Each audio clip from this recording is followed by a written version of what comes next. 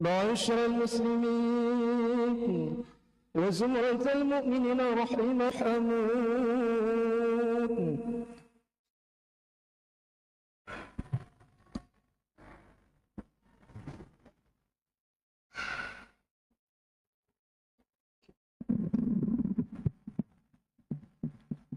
Bismillahirrahmanirrahim. Assalamualaikum warahmatullahi wabarakatuh.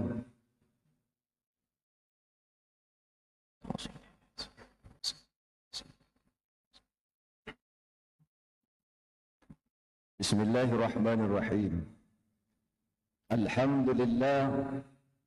Alhamdulillahillazi arsala rasulahu bil huda wa dinil haqq liyuzhirahu 'ala ad-dini kulli wa kafaa billahi shahida. Asyhadu an la ilaha illallah wahdahu la syarika lah wa asyhadu anna Muhammadan 'abduhu wa rasuluhu. Allahumma salli 'ala sayyidina Muhammad wa 'ala ali sayyidina wa maulana Muhammad. Ittaqullaha haqqa tuqatih wa la tamutunna illa wa antum muslimun. Qala Allah Ta'ala fil Qur'anil Karim. A'udzu billahi minasy syaithanir rajim. Bismillahirrahmanirrahim. Qul huwallahu ahad. Allahus samad. Lam yalid wa lam yulad wa lam yakul lahu kufuwan ahad. Shadaqallahul azim. Saudara-saudaraku kaum muslimin, sidang Jumat yang dirahmati Allah. Puji dan syukur kepada Allah Subhanahu wa taala. Salawat dan salam untuk baginda Rasulullah Muhammad sallallahu alaihi wasallam. Khatib mengajak, khatib berwasiat, khatib berpesan, sesungguhnya ini merupakan pesan Allah Subhanahu wa taala kepada kita semua. Ya ayyuhallazina amanu taqullaha haqqa tuqatih wa la tamutunna illa wa antum muslimun. Hai orang-orang yang beriman, bertakwalah engkau kepada Allah dengan sungguh-sungguh bertakwa kepadanya. Wa la tamutunna illa wa antum muslimun. Janganlah engkau mati, janganlah engkau kedahuluan mati, janganlah engkau mati dahulu, melainkan dalam keadaan ikhlas, tunduk, patuh, berserah diri hanya kepada Allah Subhanahu wa taala. Saudara-saudaraku, sidang Jumat yang dirahmati Allah Subhanahu wa taala. Di waktu yang singkat ini, khatib sedikit menyampaikan tentang bagaimana kehidupan kita di masa depan. Saudara-saudaraku yang dirahmati oleh Allah, setiap para nabi dan rasul diutus oleh Allah Subhanahu wa taala untuk membawa agama Allah, untuk mengenalkan umat manusia agar manusia ini mengenal Allah Subhanahu wa taala. Seluruh para nabi dan rasul diutus oleh Allah Subhanahu wa taala untuk mentauhidkan Allah, agar kita hamba Allah ini menyembah hanya kepada Allah Subhanahu wa taala. Mulai daripada Nabi Adam alaihissalam sampai ke Nabi Idris, Nuh, Saleh, sampai kepada Nabi Ibrahim, Nabi Musa, Nabi Isa, sampai kepada Nabi akhir zaman, Nabi Muhammad sallallahu alaihi wasallam. Setiap para nabi dan rasul diutus oleh Allah Subhanahu wa taala sesuai dengan era peradaban umat manusia di saat itu. Peradaban umat manusia di zaman Nabi Adam berbeda dengan nabi sesudahnya. Peradaban umat manusia zaman Nabi Ibrahim berbeda dengan Nabi Musa alaihi salam. Peradaban umat manusia di zaman Nabi Musa berbeda dengan Nabi Isa alaihi salam.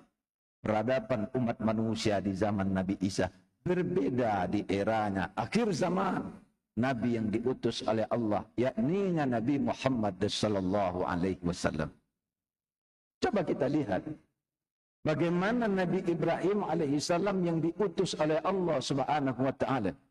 Nabi Ibrahim sebagai bapaknya para nabi, sebagai bapak ketauhidan, diutus oleh Allah Subhanahu wa taala kepada peradaban umat manusia di saat itu. mengajak umat manusia untuk mentauhidkan Allah, untuk menyembah hanya kepada Allah Subhanahu wa taala. Karena di saat itu manusia menuhankan Tuhan-Tuhan selain daripada Allah. Mereka menuhankan matahari. Matahari menjadi dewanya, dewa matahari, dewa bulan. Menuhankan berhala-berhala, menuhankan patung-patung, bahkan dibuat oleh mereka sendiri. Diutuslah oleh Allah Nabi Ibrahim dalam hal itu. Tapi perjuangan para Nabi dan Rasul untuk mendakwakan agama Allah, mengenalkan Allah Subhanahu wa taala kepada umat manusia di saat itu, untuk mentauhidkan Allah Subhanahu wa taala, punya tantangan luar biasa. Bahkan Nabi Ibrahim dibakar, ingin dibunuh. Tapi Allah Subhanahu wa taala memberikan mukjizat kepada Nabi Ibrahim, memberikan kelebihan kepada Nabi Ibrahim. Nabi Ibrahim tidak terbakar oleh api. Setelah itu apa lagi? Nabi Ibrahim dengan masa peradaban umat manusia di saat itu, dengan tantangan umat manusia di saat itu. Setelah itu kita lihat pula bagaimana perjuangan Nabi Musa alaihissalam.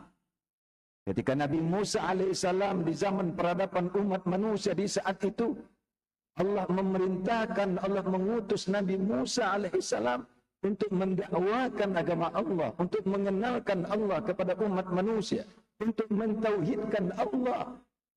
Nabi Musa alaihissalam juga mendapatkan tantangan yang sangat luar biasa. Apa yang dihadapi oleh Nabi Musa berbeda yang dihadapi dengan Nabi Ibrahim alaihissalam. Nabi Musa yang dihadapi adalah Fir'aun yang menuhankan dirinya. Begitu kekuasaannya, begitu kesombongannya, begitu keserakahannya yang dihadapi oleh Nabi Musa di saat itu. Bahkan Nabi Musa pun dikejar-kejar, bahkan mau dibunuh dengan pengikut-pengikut Nabi Musa. Tapi Allah Subhanahu wa taala memberikan kelebihan mukjizat kepada Nabi Musa alaihissalam. Ketika sihir-sihirnya Fir'aun untuk mengalahkan Nabi Musa alaihissalam, Allah berikan kelebihan kepada tongkatnya, sehingga tongkatnya mampu menjadi ular. Ketika Nabi Musa dan pengikutnya ingin dibunuh, yang diburu-buru oleh Fir'aun dan tentaranya, tongkatnya Nabi Musa alaihissalam diberikan mukjizat, diberikan kelebihan oleh Allah, bisa membelah lautan untuk membawa umatnya Nabi Musa alaihissalam di saat itu. Peradaban umat manusia Nabi Ibrahim berbeda dengan peradaban manusia di era Nabi Musa alaihissalam. Bahkan kelebihan mukjizat yang diberikan oleh Allah kepada Nabi Ibrahim tidak diberikan oleh Allah kepada Nabi Musa. Berbeda mukjizat Nabi Ibrahim dengan mukjizatnya Nabi Musa alaihissalam. Kenapa berbeda? Karena peradaban manusianya juga berbeda. Setelah itu kita lihat lagi, saudaraku, bagaimana Nabi Isa alaihissalam yang diutus oleh Allah untuk mendakwakan agama Allah, untuk mentauhidkan Allah, untuk mengenalkan Allah kepada umat manusia di saat itu. Di mana peradaban umat manusia berbeda dengan peradaban manusia di zaman Nabi Ibrahim, berbeda dengan umat manusia di zaman Nabi Musa. Di zaman Nabi Isa alaihissalam di saat itu berbagai macam wabah penyakit turun di saat itu. Kebohongan-kebohongan sangat luar biasa di saat itu. Allah memberikan kelebihan kepada Nabi Isa. Apa kelebihannya? Apa mukjizatnya? Nabi Isa alaihissalam mampu menyembuhkan berbagai macam penyakit di saat itu karena izin Allah. Kebohongan terjadi di saat itu sangat luar biasa. Bahkan orang yang mati bisa dihidupkan kembali oleh Nabi Isa alaihissalam untuk mengungkapkan kebohongan itu menjadi kebenaran. Karena izin Allah, Allah berikan kelebihan kepada Nabi Isa. Orang yang mati bisa dihidupkan kembali karena Allah. Setelah itu dia kembali wafat. Inilah tantangan kehidupan, peradaban manusia yang dialami oleh para nabi, para utusan Allah Subhanahu wa taala dalam rangka mendakwahkan agama Allah. Berbeda lagi dengan nabi kita, Nabi Muhammad sallallahu alaihi wasallam.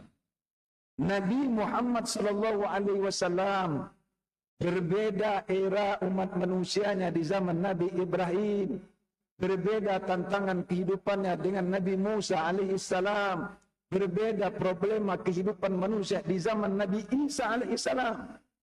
Nabi Muhammad sallallahu alaihi wasallam diutus oleh Allah pada umat akhir zaman. Maka Nabi akhir zaman itu adalah baginda Rasulullah Muhammad sallallahu alaihi wasallam. Di zaman itulah Rasulullah, di zaman inilah Rasulullah diutus oleh Allah. Akhir zaman itu adalah zaman modern, zaman digitalisasi, zaman teknologi dan sains, teknologi yang sangat luar biasa.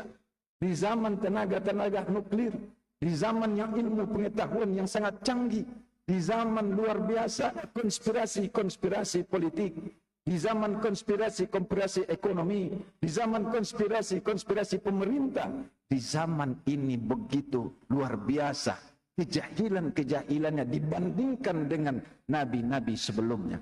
Maka oleh sebab itu, saudaraku, mukjizat yang diberikan oleh Allah kepada Nabi Muhammad SAW, bukan tongkat Nabi bisa menjadi ular, bukan tongkat Nabi bisa membelah lautan, bukan Nabi Muhammad tidak terbakar dengan api, bukan Nabi Muhammad bisa menghidupkan orang yang mati, bisa menyembuhkan berbagai macam penyakit. Tetapi Allah Subhanahu wa taala memberikan kelebihan, memberikan mukjizat satu-satunya kepada Rasulullah Muhammad sallallahu alaihi wasallam, yakninya Al-Quran Al-Karim. Karena ini merupakan pedoman. Karena Al-Quran Al-Karim merupakan silsilah, merupakan guidance, pendamping dalam kehidupan kita manusia.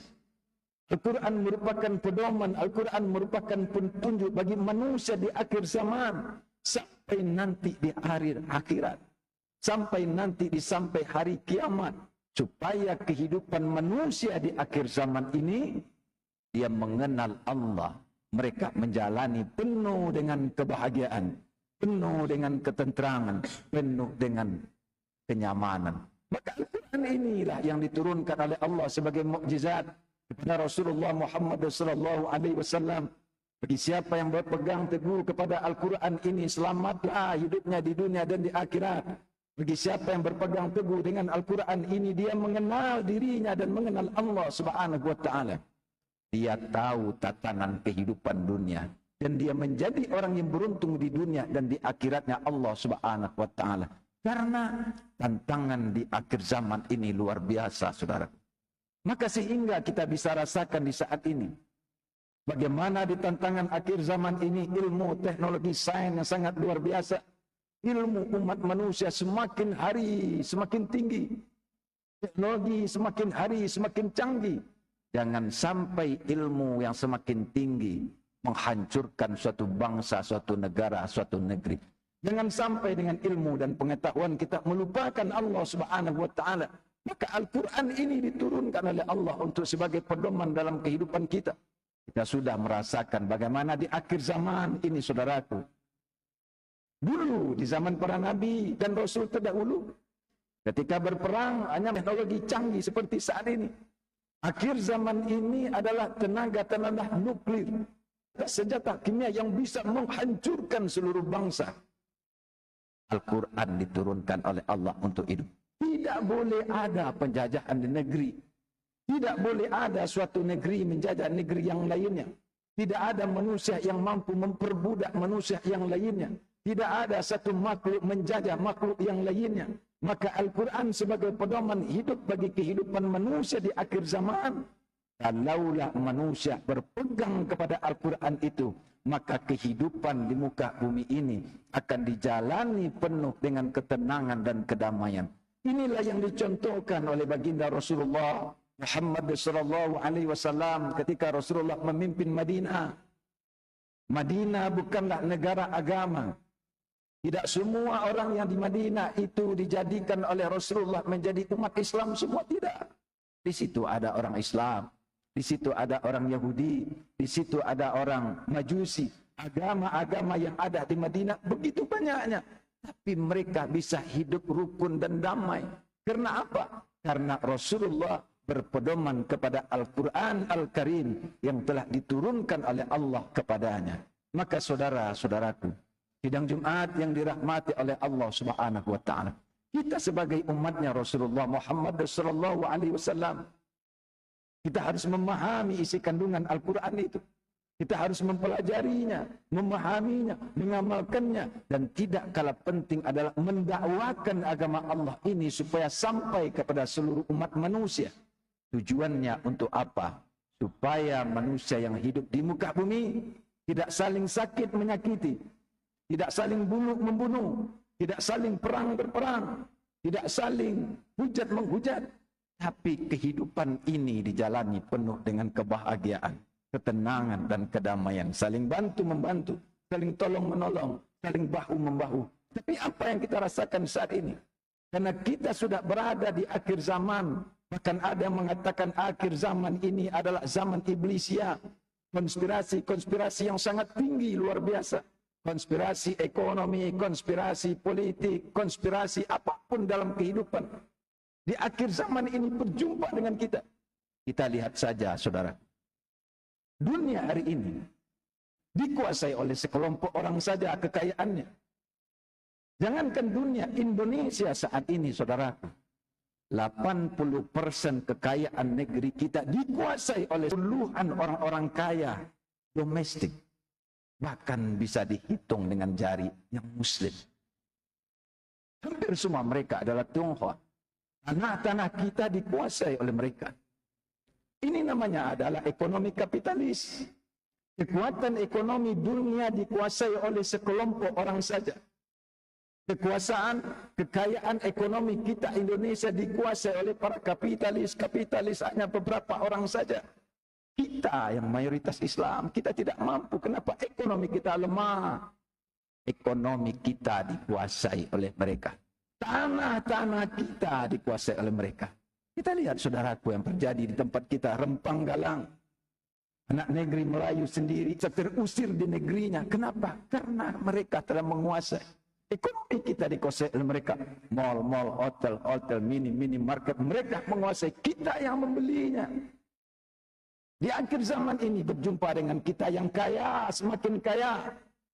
Yang miskin, semakin miskin. Ini tantangan di akhir zaman. Maka mukjizat Rasulullah Muhammad SAW bukan tongkat. Mukjizat Rasulullah Muhammad SAW bukan tidak terbakar dengan api. Mukjizat Rasulullah Muhammad SAW bukan menyembuhkan orang yang sakit.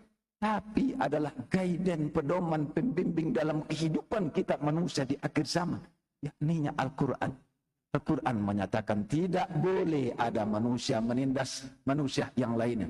Harus ada kesetaraan. Tidak boleh ada kesenjangan sosial, yang kaya semakin kaya, yang miskin semakin miskin. Hukum kita bisa diperjualbelikan. Bagaimana pemimpin kita, konspirasi politik kita. Begitu kita lihat hari ini, kita sedih, saudaraku. Kita lihat saudara kita yang ada di Palestina, saudara. Palestina. Saudara kita di sana, kita tidak bisa berbuat apa-apa, saudaraku. Jangankan kita, umat Islam yang mayoritas di dunia, Arab Saudi saja kita lihat. Negeri-negeri Islam di dunia, mereka tidak bisa berbuat apa-apa, saudaraku. Karena ada konspirasi ekonomi dan politik dunia. Semakin hari, semakin ke depan, tantangan kehidupan kita di akhir zaman sangat luar biasa. Kita sedih, saudaraku. Palestina, negerinya para nabi dan rasul. Palestina, tanahnya berlumur darah. Palestina, sedih kita melihat saudara-saudara kita tidak mampu berbuat apa-apa. Ini adalah akhir zaman, saudaraku. Maka oleh sebab itu, kalau kita tidak kembali kepada Al-Quran, kepada pedoman yang telah diturunkan oleh Allah kepada Rasul akhir zaman Nabi Muhammad SAW, begitu kekacauan dalam kehidupan di akhir zaman ini akan kita hadapi. Maka oleh sebab itu, kembalilah kita kepada Al-Quran. Maka oleh sebab itu kita juga dakwah. Ud'u ila sabili rabbika bil hikmah wal mau'izatil hasanah. Ajaklah manusia ini untuk mengenal Allah. Ajaklah manusia ini untuk mengenal Tuhannya. Ajaklah manusia ini kepada agama Allah dengan cara yang baik. Untuk apa itu, saudaraku? Ketika mereka mengenal Allah, mereka akan mempunyai sifat-sifat Allah itu dalam kehidupannya. Mereka tidak akan menindas bangsa-bangsa lain. Mereka tidak akan menjajah negeri-negeri lain. Mereka tidak akan sakit menyakiti. Mereka tidak akan saling zalim menjalimi. Karena ada cinta, kasih sayang, sifat Allah itu dalam dirinya. Selain untuk mendakwakan agama Allah, Allah menyuruh kita untuk memperjuangkan agama Allah ini. In tansurullah yansurukum wa yusabbit aqdamakum. Bagi siapa yang memperjuangkan agama Allah, siapa orang-orang yang memperjuangkan agama Allah, itu adalah orang yang mampu menciptakan perdamaian. Perdamaian dunia dengan bangsa-bangsa lain, jangan bergaduh, jangan berperang. Siapa yang mampu menebarkan kebaikan, bagi siapa yang mampu membuat kehidupan di dunia ini penuh dengan kebahagiaan dan kenyamanan, sesungguhnya mereka sedang berjuang memperjuangkan agama Allah. In tansurullah yansurukum wa yusabbit aqdamakum. Bagi siapa yang memperjuangkan agama Allah, Allah akan perjuangkan ia. Bagi siapa yang membantu agama Allah, Allah akan bantu ia. Bagi siapa yang menolong agama Allah, Allah akan tolong ia. Allah bahkan akan kukuhkan kedudukannya. Saudara-saudaraku, sidang Jumat yang dirahmati oleh Allah Subhanahu wa taala, kita tidak mampu berbuat apa-apa.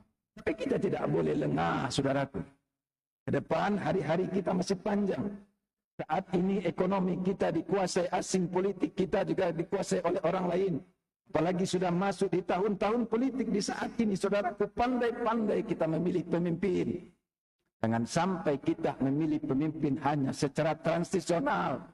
Dikumpulkan KTP istri-istri kita, dikumpulkan KTP kita, habis itu dibeli dengan harga sembako, dibeli dengan harga Rp150, dibeli dengan paket kota, provinsi, DPR RI, Presiden, DPD RI, Rp500.000. Kalau begini cara kita berdemokrasi, maka kepemimpinan kita tidak akan mampu sesuai dengan harapan kita. Islam Indonesia adalah mayoritas. Mudah-mudahan Islam Indonesia akan mampu memperjuangkan saudara kita di Palestina. Kepemimpinan negeri ini sangat penting, saudaraku.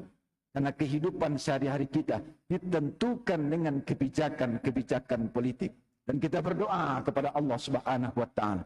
Semoga saudara kita yang ada di Palestina diberikan kekuatan dan kesabaran oleh Allah Subhanahu wa taala.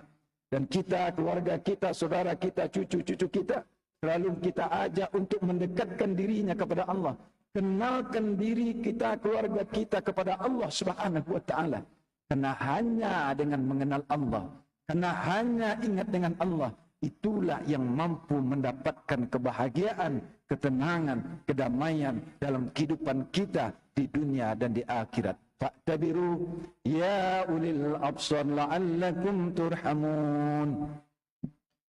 Allahumma salli wa sallim ala Sayyidina Muhammad wa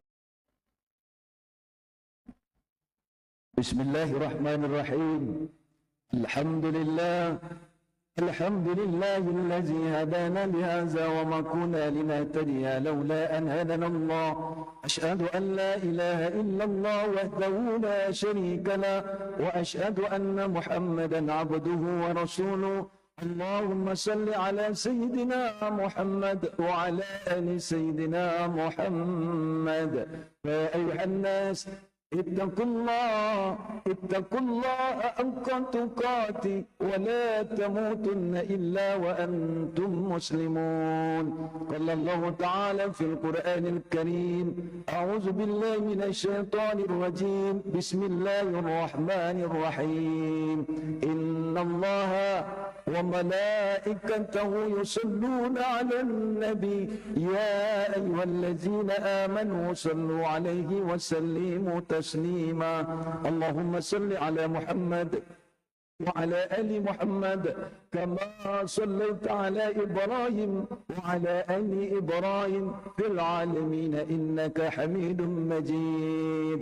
اللهم اغفر للمسلمين والمسلمات والمؤمنين والمؤمنات الأحياء منهم والأموات. اللهم إنا نسألك سلامة في الدين وعافية في الجسد وزيادة في العلم وبركة في الرزق وتوبة قبل الموت. ربنا آتنا في الدنيا حسنة وفي الآخرة حسنة وقنا عذاب النار. عباد الله، إن الله يأمر بالعدل والإحسان وإيتاء ذي القربى وينهى عن الفحشاء والمنكر والبغي يعظكم لعلكم تذكرون واذكروا الله العظيم يذكركم ولا ذكر الله أكبر. أقم الصلاة. السلام عليكم ورحمة الله. السلام عليكم ورحمة الله. استغفر